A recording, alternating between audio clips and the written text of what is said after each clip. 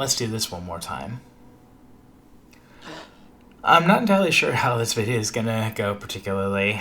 I'm not that great at commentary, and I'm not that great at post-commentary. So this is just gonna turn into a yap session, basically. But I still felt that this is important to make. What happened was we were playing Outer Wilds with the boys.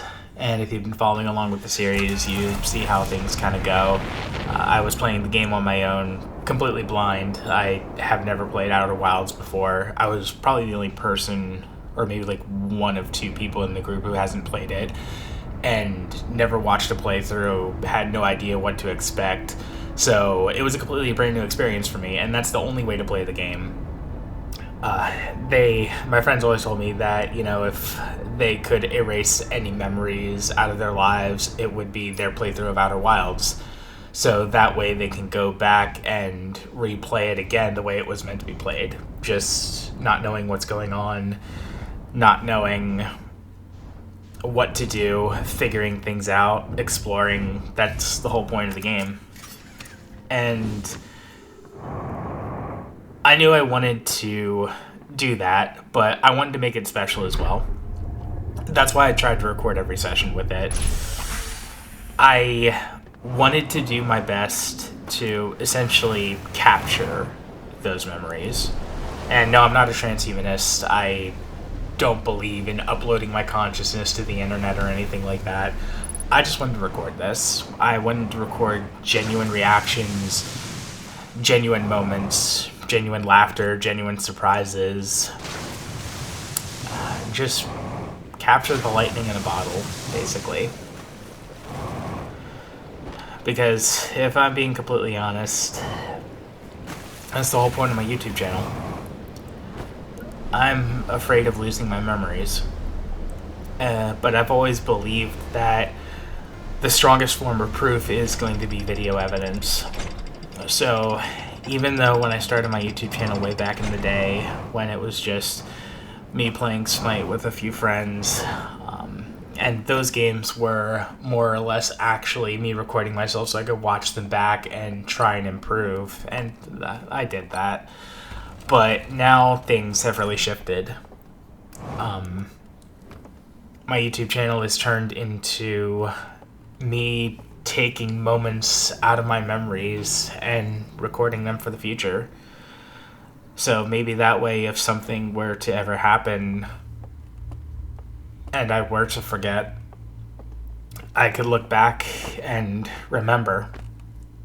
Or at least I'm giving myself a way to remember for the future. And I know a lot of people have told me that I'm worried about nothing, right? Like, Alzheimer's doesn't run in my family. I'm still young.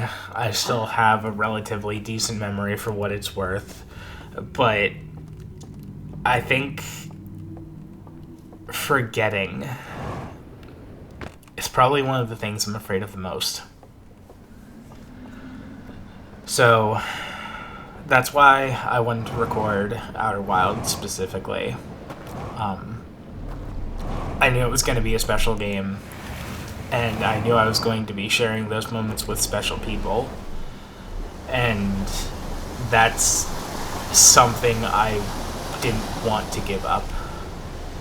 Give up might not be the right word, but I had the opportunity to know that I can record this and save it for the future, so I wanted to take that opportunity. And the more I played through Outer Wilds with these guys, the more I realized that was definitely the correct move. Outer Wilds just kind of reflected what I do in a way. The whole game is about preserving your memories, or the whole plot or context of the game, I guess, is about preserving your memories so that way you don't forget. And I know there's, time travel elements to it, and you're you're preventing yourself from forgetting things that haven't even happened yet, and there's that whole dichotomy. But with the way Outer Wilds works out, it is all about not just figuring things out, but remembering. And the game sets that up really beautifully. And that's what I wanted to do. Especially with these guys. You know, I don't tell them this enough, but, you know, exploring Outer Wilds with the boys, you know, who are the boys? These are guys that I graduated college with. And I'm so thankful that, you know, I graduated probably close to a decade ago. Yeah, literally. Well, not literally. It was about 9.5, almost 10 years ago. Well, we're just going to call it 10 years. I graduated with them 10 years ago from college. And we still managed to stay really strong friends throughout these past 10 years. You know, I barely remember who I went to high school with. I haven't kept in touch with any of them, and that's okay. That part doesn't bother me. But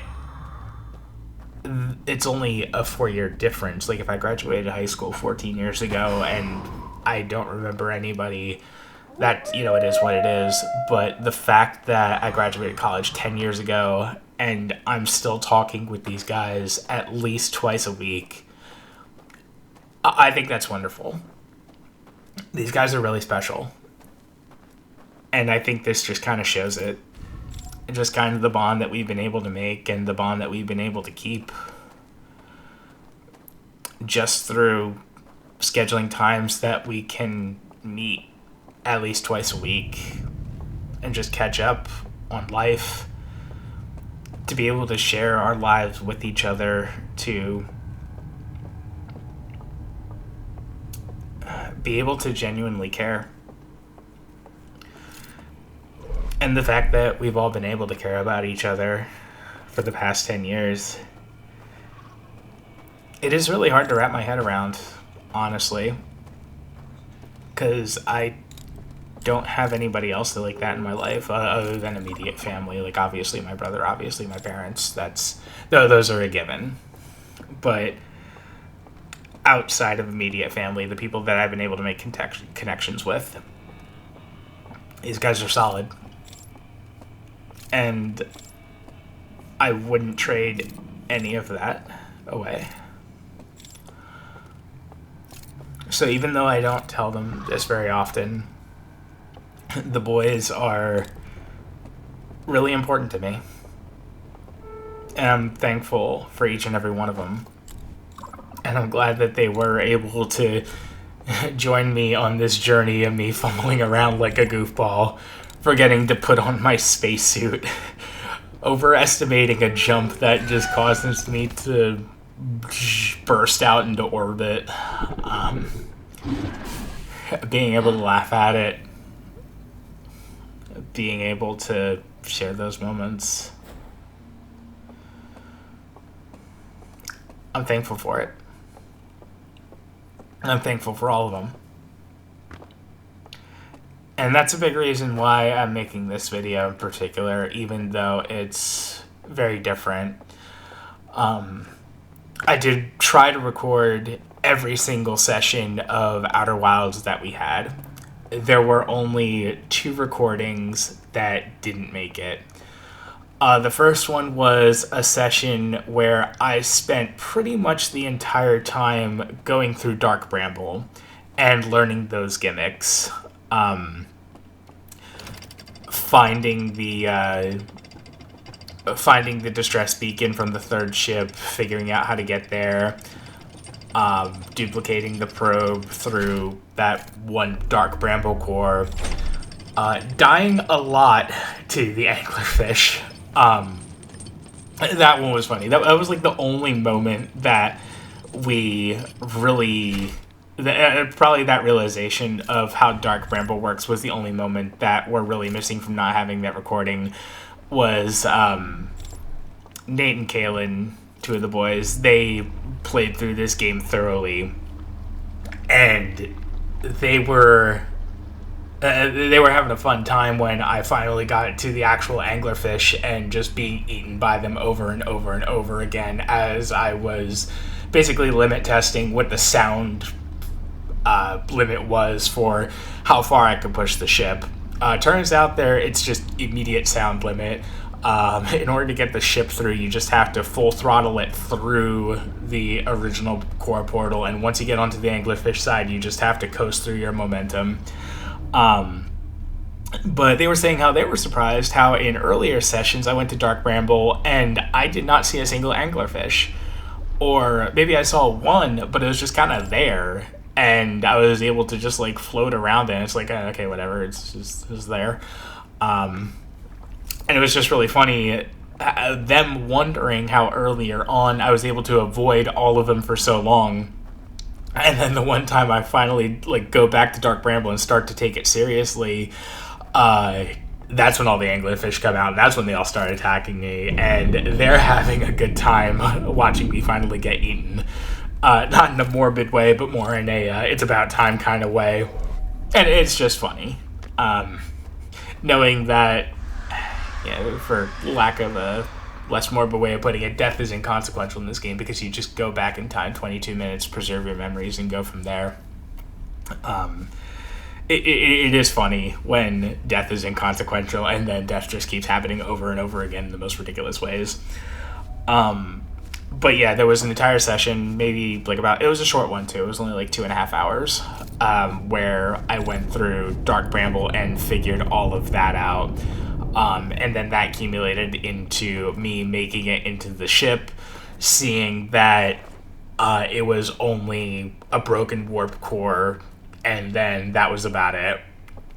But we called that session there, and we didn't miss much. It was basically just us figuring out Dark Bramble. And because everything was foggy, I was making a lot of Silent Hill 2 references. I was probably about the core of it, other than just what our typical back and forth catch up on life banter would have been. But then the other recording, which was much more painful, which is what this video is essentially about, was the final session. I knew I was recording my screen. I was capturing everything. I double checked all the recording software. I made sure everything was good to go.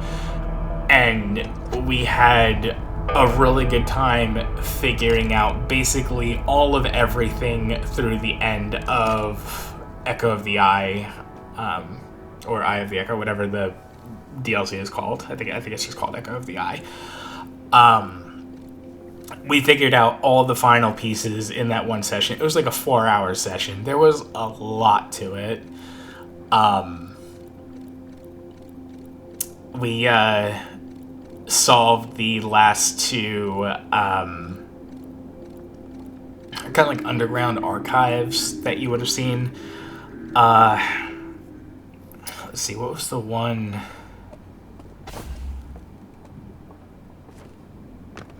I already made the escape through the bottom of the mansion. I remember that one. Oh, and then the one where it was, we solved the whole thing about, well, I didn't solve it. I didn't do anything. They straight up told me how this one worked. The final piece of the puzzle was us, since we saw all of these corpses of the, whatever this alien race is called. I forget what the Eye of the Echo alien race is called.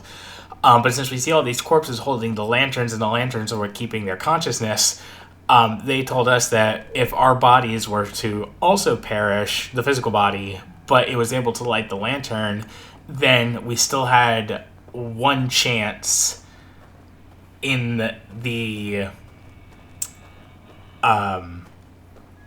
virtual world or the simulation where we could go out, but the moment we're pulled out of the simulation, that's the end of it. But if we're not pulled out of the simulation, then we could continue without the restraints of the physical bodies. So we figured out that is how, if your physical body is the one reacting to the ringing from the alarm system, then if you don't have a body anymore, or a physical body anymore, you can't hear it. So the alarm system doesn't do anything and it doesn't wake you up. So they told me about that part, and that's how we did solve the one dungeon of the watchtower and the waterfront and all that, where you have to sneak through the alarm, go down the cavern, all that stuff. We did figure that part out. And then I was the one who at least figured this part out eventually. And that's why I recorded this, at least this section of the gameplay loop. Because this is the one I was most proud of. Even from earlier sessions, it was like the one thing that I was hung up on. It's like, okay, how do we infiltrate that secret meeting? How do we get into that meeting room, that meeting house, and what are we supposed to do there? So eventually I figured out, okay, well, if we're able to get the alien race's consciousnesses to be snuffed out, which is we already knew how to do that just through letting the dam break and the flood happen. If we could get their meeting set up where they're flooded out, but we are not flooded out, then we just continue from there. And I was the one who figured out immediately, it's like, okay, I just have to find a way to start up from the higher point. So the cliffside mansion had to be the starting point. And then going through the going through the raft to get to the bayou part, while we're in a safe space higher up on the cliff, while the body is on the safer space, or the flame is in the safer space higher up on the cliff, and everything else gets snuffed out, and then going from there, and then finding that archive, and then watching specifically the reel that shows us that we could jump off of the raft during a loading transition and then something will happen. That was a game changer. That was the first step in kind of solving the end game there. So I wanted to show that because I think for me personally, that gameplay loop, solving the Bayou puzzle, was the most interesting thing to me. And then from there, it's just putting all three pieces of information together. I had to make sure my physical body perished so that way I could get past the alarms. I had to jump off of the raft during the loading screen, so that way we could end up on the other side of the underground lake prison island sort of thing and snuff out those lights. And then once we kind of figured out the invisible bridge thing, I kind of kept that in the back of my mind. And then just understanding how we can see invisible bridges if we just walk away from our own lantern, I figured that part out as well. And then I think it was Ron who was the one who figured out, okay, well, if we just knew the passcode, then we can get the bridge all properly oriented. But since we can see everything, we can just kind of look at the passcode. Kind of like in video games when you're doing a lock-picking mechanic, you can see when the... I don't even remember what they're called. But the little pins, you can see when the pins stick up, when they stay there, and that's how you know whether or not you're getting closer to it being successful.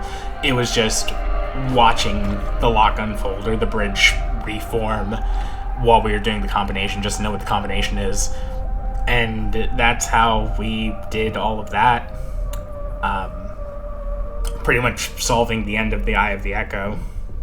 Or Echo of the Eye, sorry.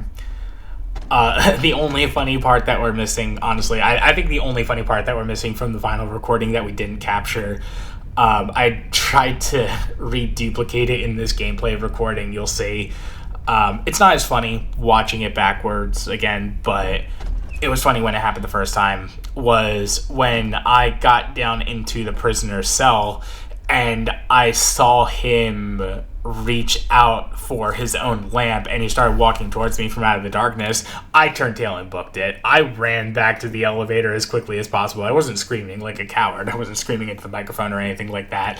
But everybody watching, my immediate reaction being just turning around, getting back into the elevator, going back up to the elevator, booking it, running as far away from this thing as possible, even though it was the only thing that wasn't trying to kill me in the entire DLC.